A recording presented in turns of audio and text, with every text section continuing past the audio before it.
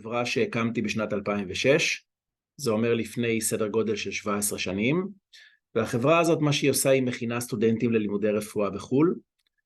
יש לנו עד היום יותר מ-4,000 בוגרים, אבל הדבר הכי חשוב, והכי חשוב לי להגיד את זה, ואני אומר את זה תמיד בפתיחת יום פתוח, שמדיקל דוקטור זה הבית של הסטודנטים הישראלים לרפואה באירופה.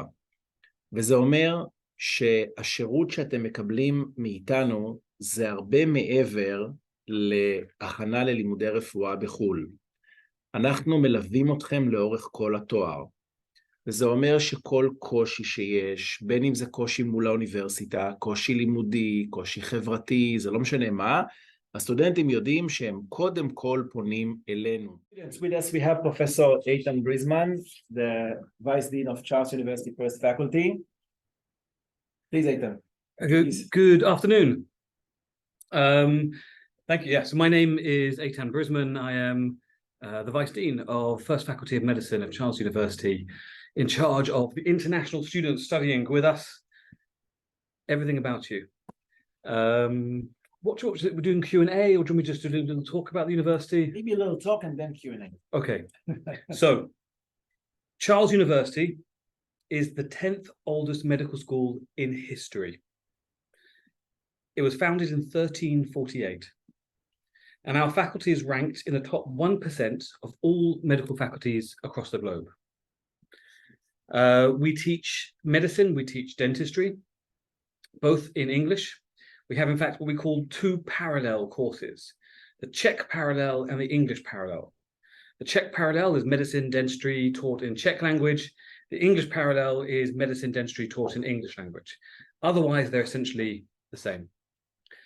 Our degree is a 6-year MD, Doctorate of Medicine for medicine, a 5-year DMD, Dental Medical Doctorate, or DDS, Dental Doctorate of Surgery for dentistry. Both degrees have full recognition across the whole of Europe. Both degrees have automatic full registration in Britain upon graduation, which means if you want to work in the UK when you graduate, there's no exams, there's no extra tests, you have automatic full registration. Within about 3 weeks of your application, you'll have a license to practice in the UK.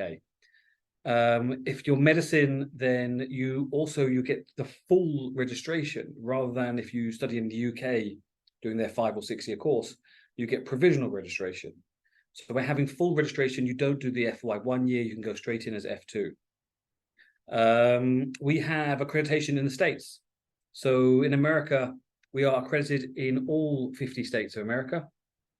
We have this accreditation really because of our extremely high USMLE results. The USMLE is the United States Medical Licensing Exam. It's the exam that any American student, whether you study in America or elsewhere, if you're in a recognized course, you must take this exam to be able to work as a doctor in the US. 3 years ago, we had 100% pass on the first attempt for all our students who took the exam. 2 years ago, we dropped a little bit, it was 94%. This year, it was 96.2%. To put that into perspective, Harvard are averaging 93%. So we beat the Americans at their own game. But with this, the recognition that America gives to our faculty is that you have this full accreditation, not just to be able to license to practice, but if you are an American with a green passport, the American passport, then you'll get the full access to the Article 4 federal loan. If you come from a military family, then you get not just a loan, you get also the GI Bill, which is the military, American military veteran grant for studying, but worth about $25,000 each per year. And of course, we're recognized elsewhere. Our aim as a faculty is to help you achieve the maximum of your potential, not just in studying medicine, but in life. We see university as a life education, opportunity to learn medicine, study medicine or dentistry, become a great physician, but also a great person, giving you the tools to enable you to achieve excellence throughout your life, beyond the doors of our faculty. We are advising students to come and see the universities in person. I think that's absolutely vital. I am fully aware that, of course, you all want to come to first faculty as your first choice. But there are other possibilities out there because we only have 150 seats available each year for international students. So some of you, we have about 10 applicants for every one place available. Some won't make it, I'm very sorry, in which case you have to look at other universities as well. We have sister faculties, which you should definitely look at. And in fact, you should look at as many as you can, really, to see, will you get on there? It's not just about medicine. Medicine is medicine. It's the same the world over. It doesn't matter where you study it, it's the same diseases. But you're going to be investing several years, significant amount of your life, possibly a quarter of your life so far for your studies. So you want to know, will you get on there? What's the city like? What's the student life like? What's the environment? Some people will work better in a big, busy metropolis where they can go out and relax and enjoy the nightlife to let their hair down. As you can see, I obviously let my hair too far down. And others will prefer a more quiet environment, maybe a nice university town, city, which is more quieter, not quite so buzzing to distract you from your studies. So we are very open. The medical doctor team organize visits to us, it's usually better on the organized trips because we have everything prepared for you and we'll be able to take you to see things and do more things.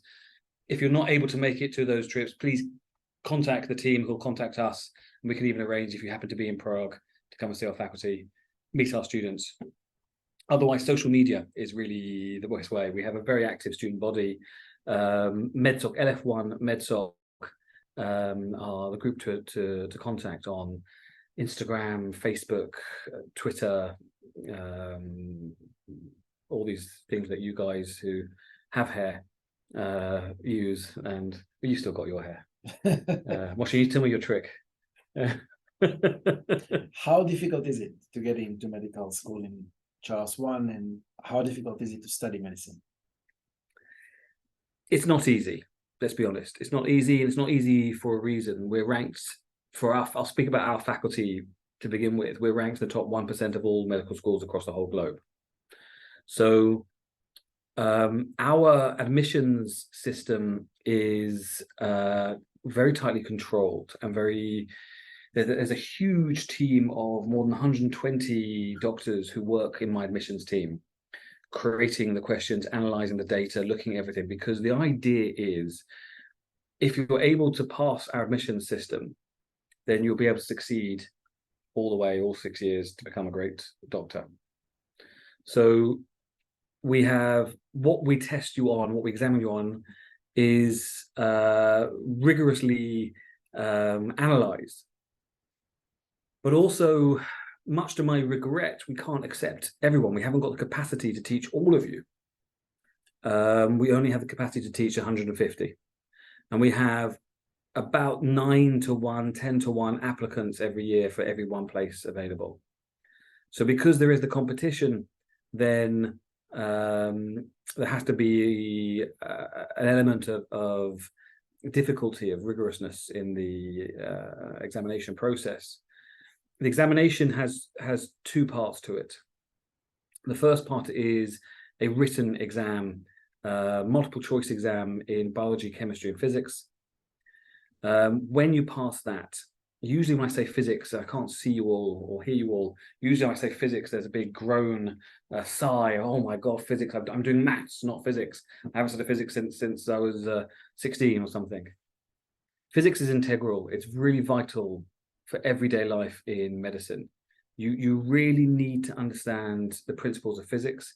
And in your first year at medical school, the first big exam is biophysics. So you need to understand physics. You'll be learning about how MRIs work, how X-rays are produced, how the torsion on implants, let's say you're having a hip implant, on how that works, all these torque forces. Mathematics is great. It's interesting, maybe.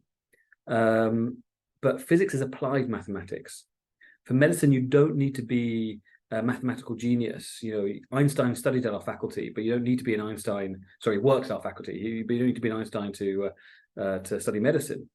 You need to have the basic understanding of mathematics, but you need to understand the principles of physics.